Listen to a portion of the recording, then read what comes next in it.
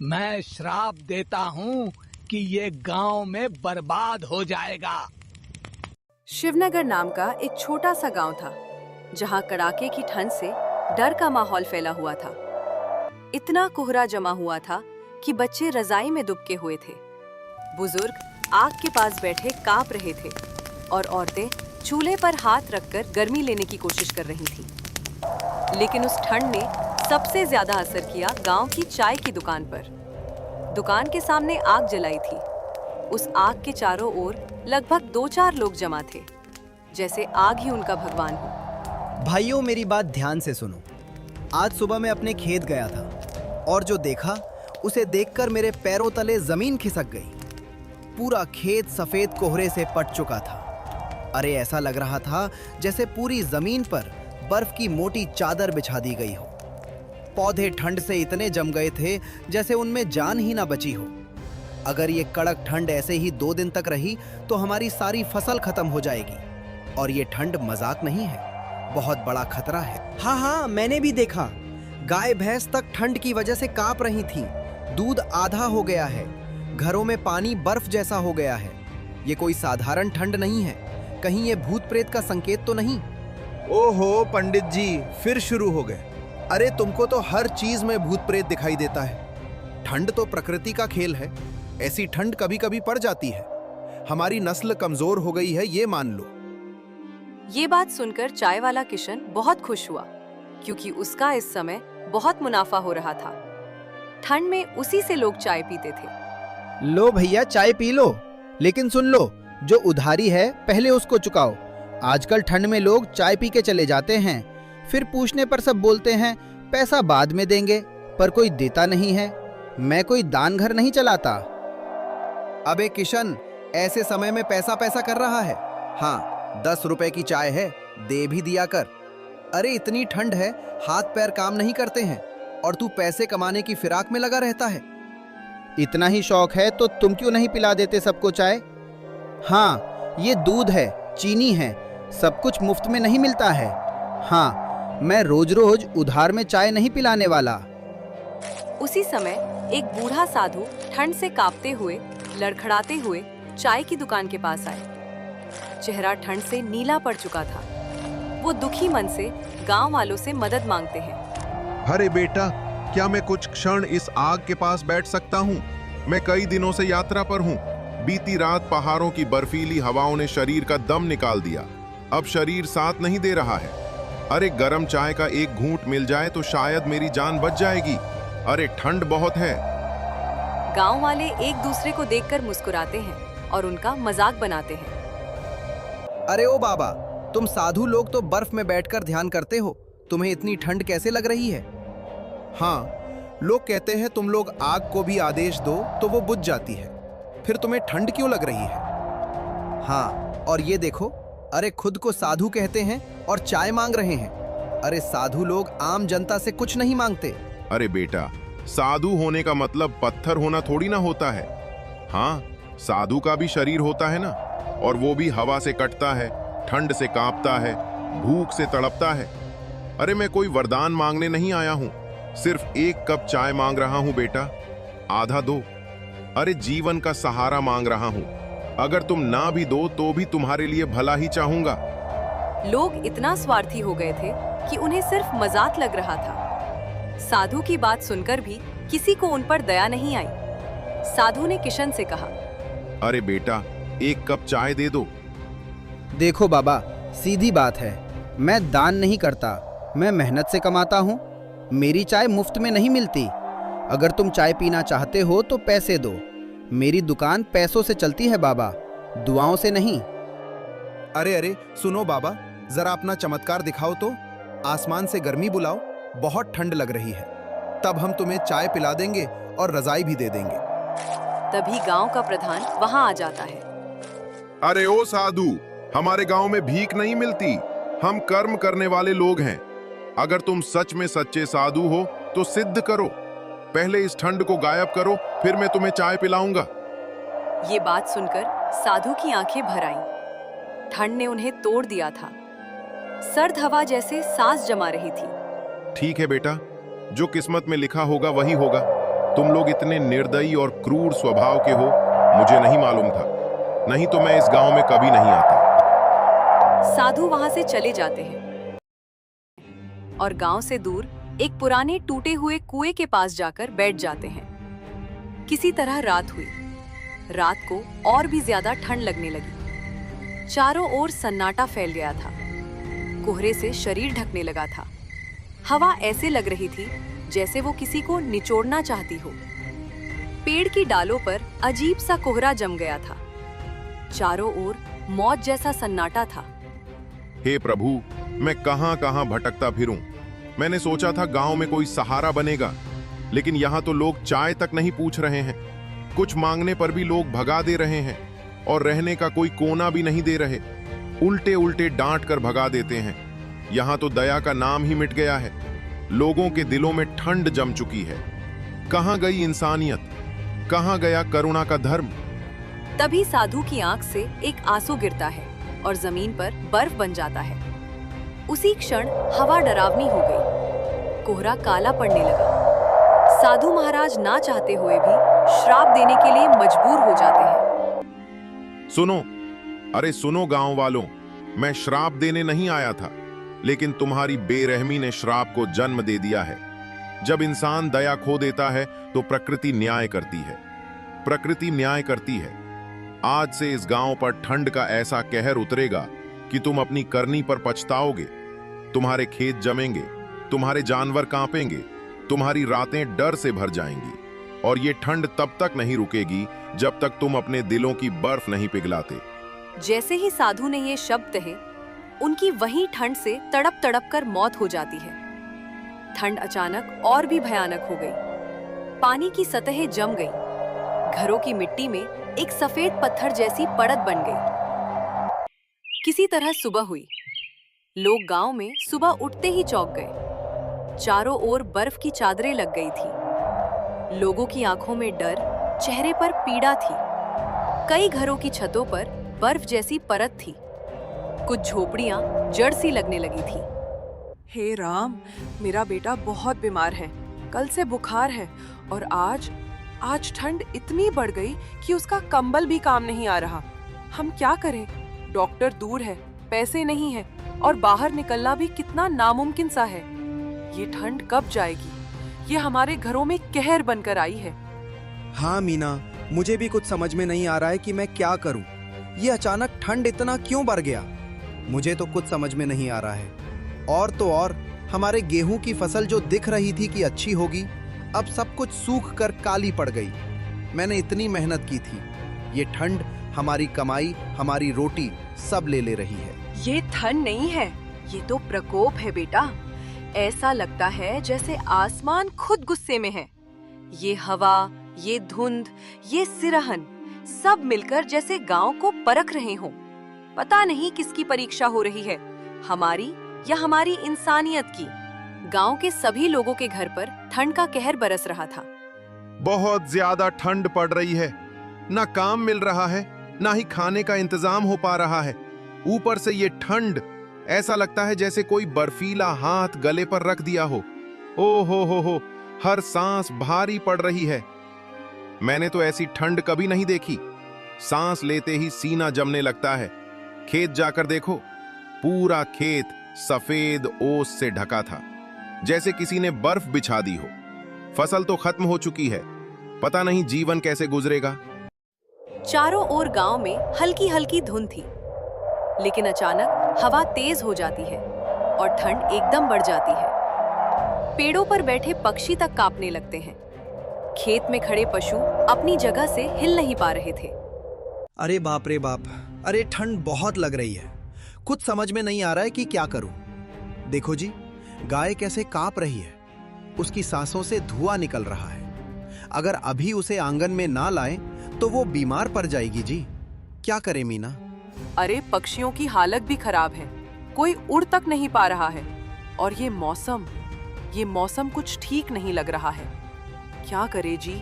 जब मौसम ऐसे अचानक बदल जाता है तो इंसान ही नहीं, पशु पक्षी भी परेशान हो जाते हैं। इन बेचारों के पास तो ना कपड़ा है ना आग। हमें इनका भी तो ध्यान रखना होगा ना।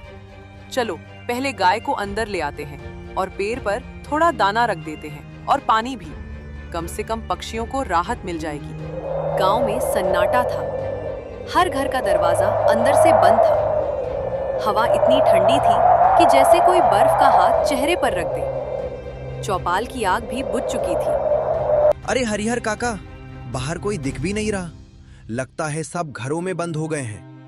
अरे ठंड इतनी है कि कुछ समझ में ही नहीं आ रहा। अरे हाँ बेटा, ये ठंड लोगों को डरा रही है। दिन दोपहर में भी ऐसा सन्नाटा है। अरे मैंने पहले कभी नहीं देखा। पता नहीं भगवान क्या चाहते हैं।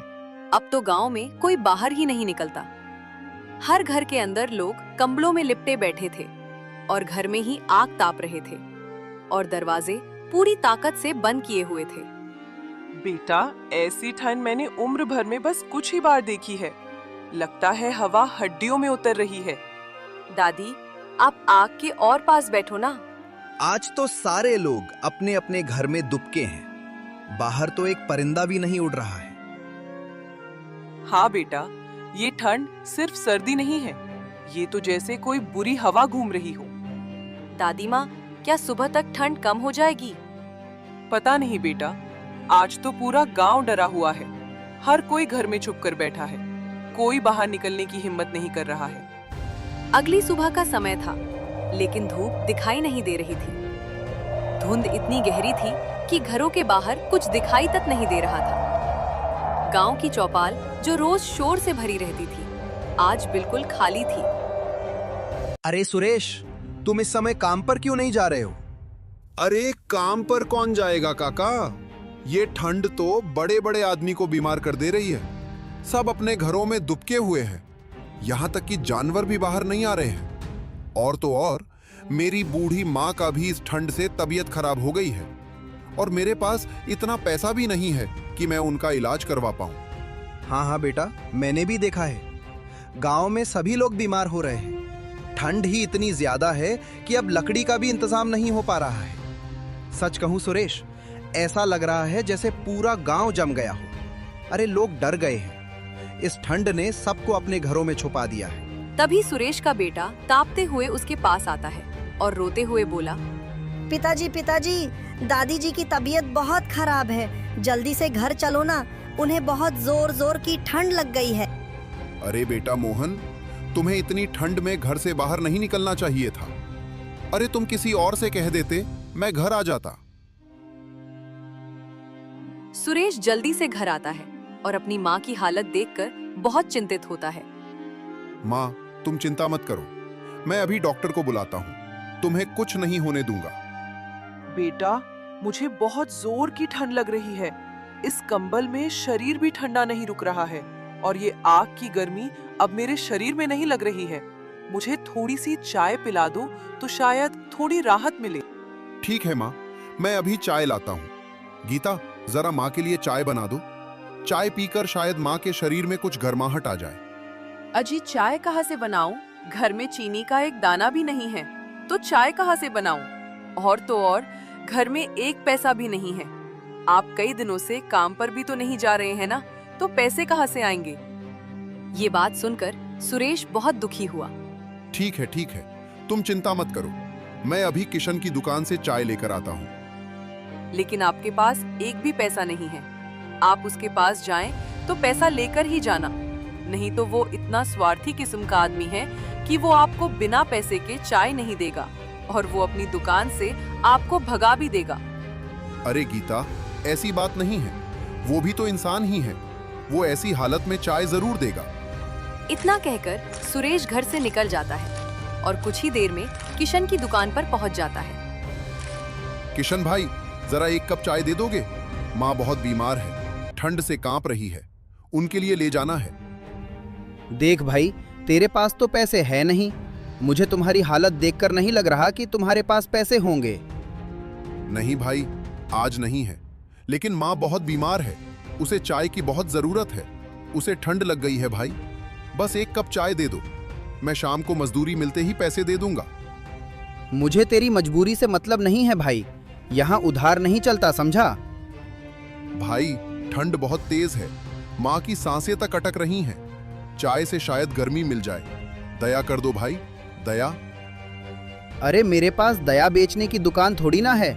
पैसे ला वरना निकल। किशन भाई, माँ सच में बहुत बुरी हालत में है भाई। एक कप चाय से आपका क्या बिगड़ जाएगा भाई? मेरा बिगड़ जाएगा भाई। लोग देखेंगे तो सब मुफ्त की चाय मांगने लगेंगे। अब चल हट रास्ते से। ठीक है भाई, गरीब की मजबूरी आपको दिखाई नहीं देती, पर ऊपर वाला सब देखता है। हाँ हाँ जा, यहाँ से दूर हो। मुफ्त खोरों से सिरदर्द होता है मेरा। हे भगवान, माँ के लिए अब चाय भी नसीब नहीं है। कैसी ठंडी दुनिया हो गई है।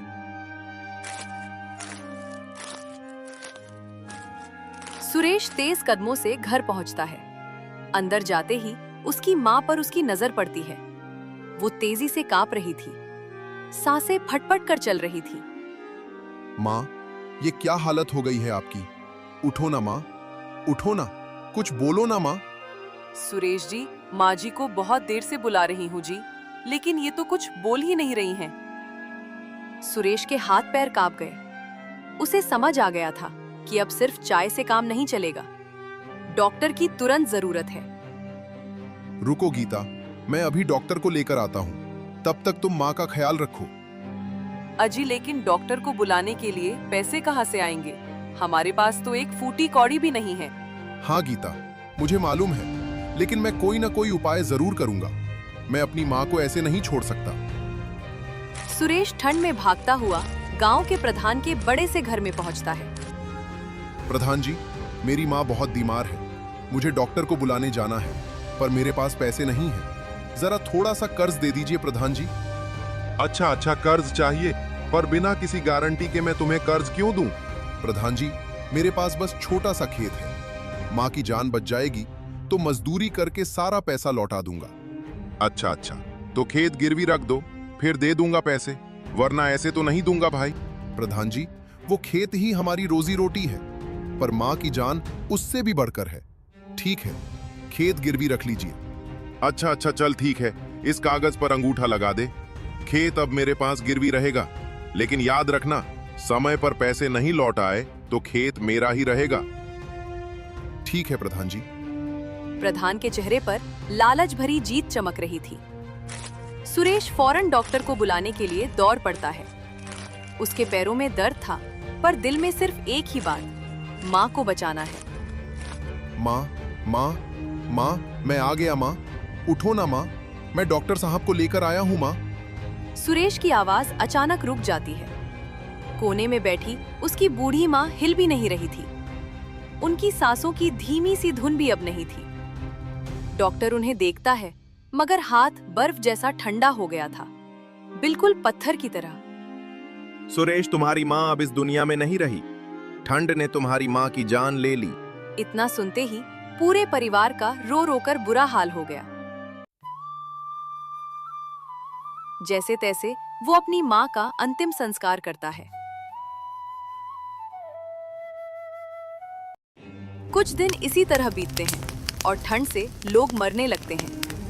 पूरे गांव में हाहाकार मच जाता है। तभी एक दिन प्रधान फूट फूट कर रोने लगता है, क्योंकि उसकी पत्नी की ठंड से मौत हो जाती है। नहीं, ये नहीं हो सकता। मेरी पत्नी ऐसे कैसे चली गई? अचानक प्रधान के दिमाग में पुराने शब्द गूंजने लगते हैं। लगता है ये साधु का श्राप है, वही श्राप जिस पर मैंने हंस दिया था। मैंने उन्हें भगा दिया, भोजन तक नहीं दिया।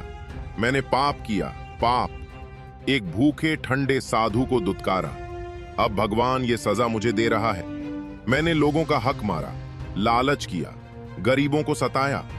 प्रधान को याद आता है कि कैसे उसने सुरेश जैसे गरीब के खेत को उससे गिरवी रखवा लिया था, कैसे उसने गांव वालों पर सख्ती की और कैसे उसने कभी किसी की मदद नहीं की।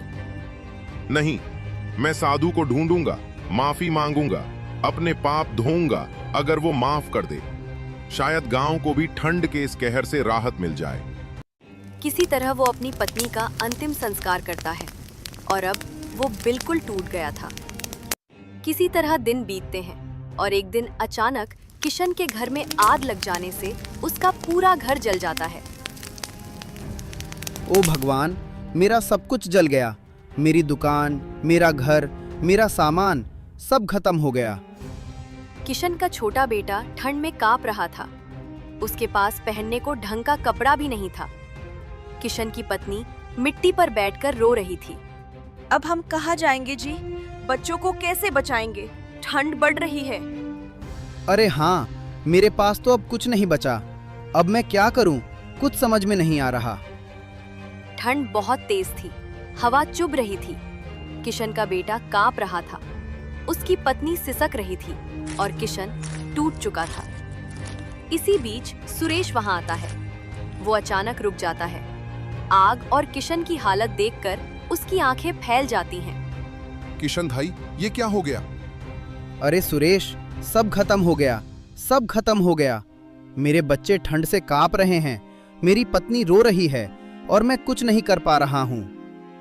भाई हिम्मत रखो, सब ठीक हो जाएगा। किशन सुरेश की ओर ऐसे देखता है जैसे उसे एक ही पल में सब याद आ गया हो। वही सुरेश जिसे उसने एक कप चाय तक नहीं दी थी। वही सुरेश जो अपनी बीमार माँ के लिए दया मांगता रहा। और आज वही सुरेश उसके सामने खड़ा है, बिना नाराजगी के।